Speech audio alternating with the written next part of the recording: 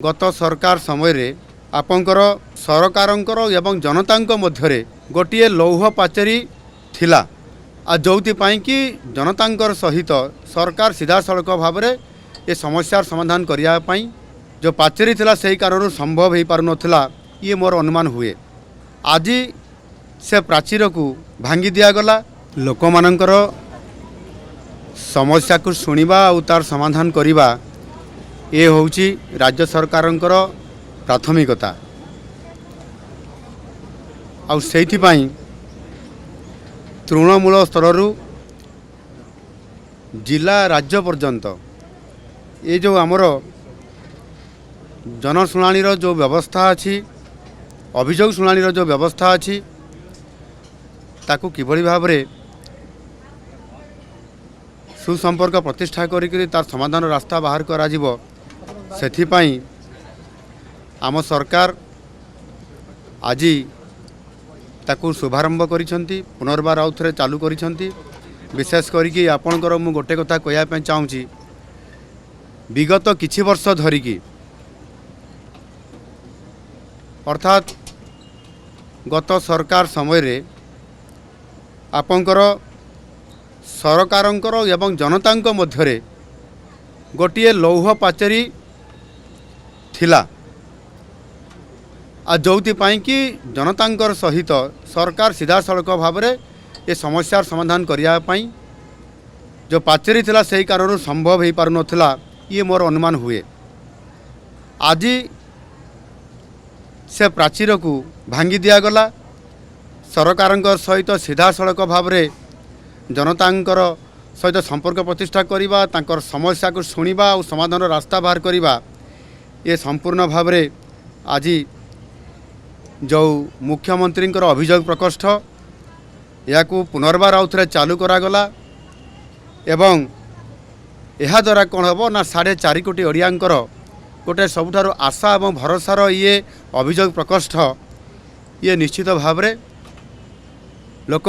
आशा करेंगे और समाधान रास्ता पाइपर ताहा आज पुनर्बार आउ थे ताहाकू आज ताहार शुभारंभ करागला। एथिरे अनेक लोक न्याय पाइबारु वंचित होउछंती। जदि सरकार अभियोग माध्यम किसी कथा को न शुणिबे ताहले निश्चित भाव में समानंकर भविष्यत अंधकारमय हो जिवो। या को आधार करिकरी एथिरे संपूर्ण भाव में लोक माने अनेक समय रे विभिन्न जगह को जाउछंती अभियोग करूछंती किंतु ताहार समाधान रास्ता बाहरी पारु नाही। आउ सेथिपाई जदि मुख्यमंत्रींकर अभियोग प्रकोष्ठ को आसीबा एवं सेठी निजर अभियोग जणैबा एवं से माध्यम रे जदि विभिन्न विभागर कार्यक्रम को त्वरान्वित करा जिवो एवं आज जहाँ शुभारंभ करागला ये निश्चित भाव में सही अधिकारी माने सही विभागर समस्या गुड़ी को समाधान करिबारे यथा समय रे समाने समाधान करिबार रास्ता बाहर करिवे एवं समानकु मध्य प्रति विभागर अधिकारी मानकु मु निर्देश देइछि जिलापाल मानकु मध्य मु निर्देश देइछि जे समाने प्रति जिल्ला रे आज 30 जिल्ला रे 30 आज जिला स्तर रे मध्य आज अभियोग ये प्रकोष्ठ खोला जाइकरी ये कार्यक्रम वर्तमान चालू रही। एणुकरी संपूर्ण भाव में एठी मो मुख्यमंत्री हिसाब रे तथा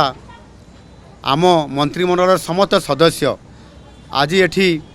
मो पाखे 2 जन मंत्री महाशय अच्छी एवं उपमुख्यमंत्री केवी सिंहदेव आसीथिले आउ 2 जन मंत्री आसीथिले समस्ते एठी उपस्थित रही पूरा समय देइछंती एवं समस्त ये अभियोग व्यक्ति मान सहित मिसिबा एवं तांकर अभियोग ग्रहण करवा एवं प्रति विभाग को तांकू तार इनक्वारी रिपोर्ट एवं आवश्यक पदक्षेप नापी समस्ते सहयोग करिसेंती। समस्त मंत्रिमंडल सदस्य माने यहाकू सहयोग करिवार ये जो प्रक्रियाकरण करिसेंती यह निश्चित भाव में आगामी दिन में ये समाधान रास्ता बाहरिबो एवं लोक माने तांकर विभिन्न समस्या से जेकोसी व्यक्तिगत समस्या चाकरी समस्या रास्ता घाटर समस्या जमीटे पाइबा समस्या एवं सामाजिक न्याय पाइबार जो विभिन्न प्रकार जो मैंने एठी आपंकर दिव्यांग मैंने आसुचंती सेमाने मध्य अनेक समय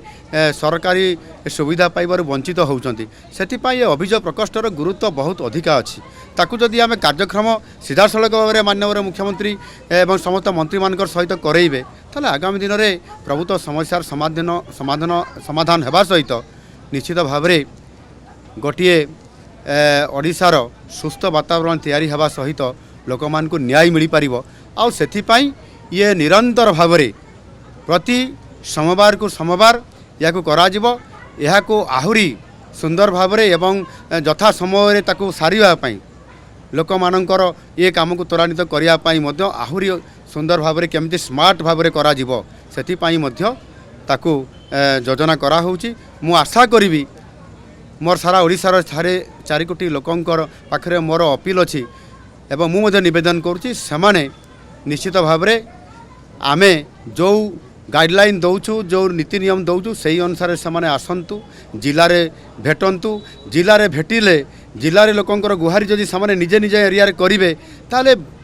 भुवनेश्वर लेवल रे बा राज्य लेवल रे ताहा आपे आपे कम हो लोकंकर गुहारी शुणवाटा जिला लेवल रे बेसी आवश्यकता अच्छी ताकू करा होउची आगामी दिन में निश्चित करा जिवो एवं आज मो प्रशासन समस्त अधिकारी विशेष करके मो मंत्रिमंडल सदस्य माने उपस्थित रही मते सहयोग करने कारण आज प्राय वर्तमान सुधा 99% आमर लोक मानकर विभिन्न अभियोग पत्र आसी ताहार ऊपर विभाग को दि जाए निश्चित भाव खूब शीघ्र तार समाधान हेबो। धन्यवाद।